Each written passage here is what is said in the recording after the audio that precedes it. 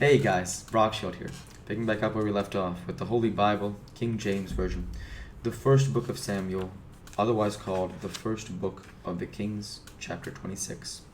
And the Ziphites came unto Saul to Gibeah, saying, Doth not David hide himself in the hill of Hachilah, which is before Jessamon?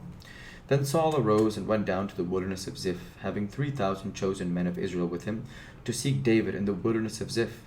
And Saul pitched in the hill of Hachilah, which is before Jessamon, by the way, but David abode in the wilderness, and he saw that Saul came after him into the wilderness.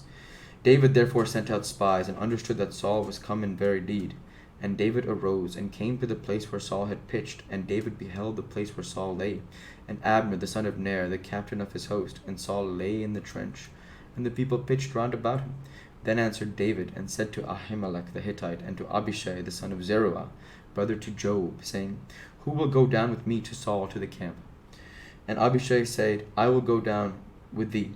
So David and Abishai came to the people by night, and behold, Saul lay sleeping within the trench, and his spear stuck in the ground at his bolster. But Abner and the people lay round about him. Then said Abishai to David, God hath delivered thine enemy into thine hand this day. Now therefore let me smite him, I pray thee, with the spear even to the earth at once, and I will not smite him the second time.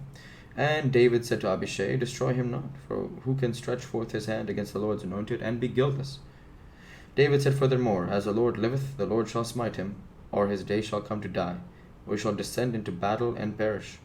The Lord forbade that I should stretch forth mine hand against the Lord's anointed, but I pray thee that thou take thou now the spear that is at his bolster, and the cruse of water, and let us go. So David took the spear and the cruse of water from Saul's bolster, and they gat them away, and no man saw it, nor knew it, neither awaked, for they were all asleep, because a deep sleep from the Lord was fallen upon them. Then David went over to the other side, and stood on the top of an hill afar off, a great space between them. And David cried to the people and to Abner the son of Ner, saying, Answerest thou not, Abner? And then Abner answered and said, Who art thou that criest to the king? And David said to Abner, Art thou a valiant man? And who is like to thee in Israel? Wherefore then hast thou not kept thy lord the king?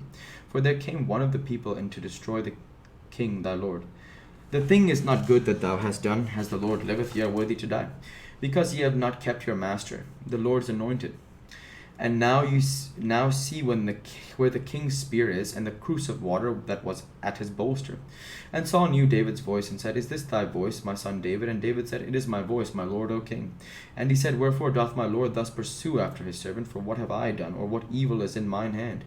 Now therefore I pray thee, let my lord the king hear the words of his servant. If the Lord have stirred thee up against me, let him accept an offering. But if they be the children of men, cursed be they before the Lord, for they have driven me out this day from abiding in the inheritance of the Lord, saying, Go serve other gods. Now, therefore, let not my blood fall to the earth before the face of the Lord, for the king of Israel is come out to seek a flea. As when one doth hunt a partridge in the mountains, then said Saul, I have sinned. Return, my son David, for I will no more do thee harm, because my soul was precious in thine eyes this day. Behold, I have played the fool, and have erred exceedingly. And David answered and said, Behold the king's spear, and let one of them, the young men, come over and fetch it. The Lord render to every man his righteousness and faithfulness, for the Lord delivered thee into my hand today, but I would not stretch forth mine hand against the Lord's anointed. And behold, as thy life was much set by this day in mine eyes, so let my life be much set by in the eyes of the Lord, and let him deliver me out of all tribulation.